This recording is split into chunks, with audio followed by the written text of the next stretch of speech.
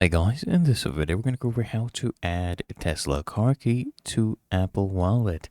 Now the first thing you need to do is you need to launch the Tesla application on your iPhone, and then you tap on the car icon in the top left corner. Okay, and then what you need to do is select add key to Apple Wallet. Then you just set it up, so you follow the on-screen instructions, right?